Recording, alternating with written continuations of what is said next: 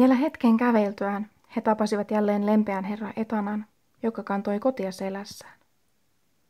Herra Etana ei ollut juurikaan edennyt siitä, missä he olivat viimeksi tavanneet. Hän on hyvin hidas, Kani ajatteli. Hän varmasti nukahtaa helposti. Herra Etana nukkuikin, mutta heräsi, kun Kalle-Kani käveli hänen ohitseen. Kohta sinäkin nukut, herra Etana lupasi.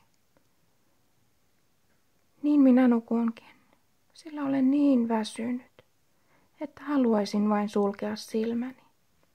Näin jo itseni unessa, Kani sanoi sinulle ja herra Etanalle nyt. Hän jatkaa matkaansa uneen ja haluaa, että sinäkin annat itsellesi luvan nukahtaa. Nyt Kani oli jo niin väsynyt, että jaksoi hädintuskin enää nostaa jalkojaan. Niin väsynyt hän oli, niin väsynyt.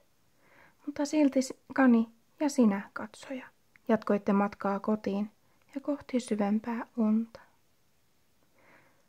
Tulen jokaisella askeleella väsyneemmäksi ja väsyneemmäksi, Kalle-Kani sanoi sinulle.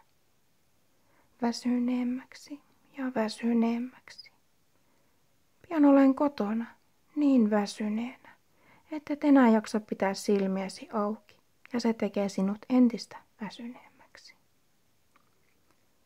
Jokaisella askeleella silmäluomet muuttuvat yhä raskaammiksi ja painuvat kiinni. Oi.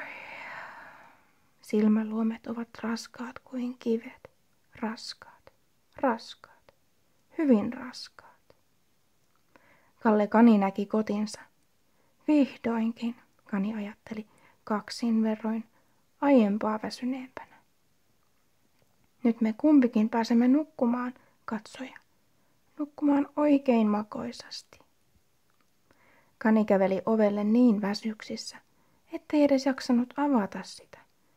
Näin väsyneitä me olemme nyt, Kalle-Kani ajatteli ja haukotti.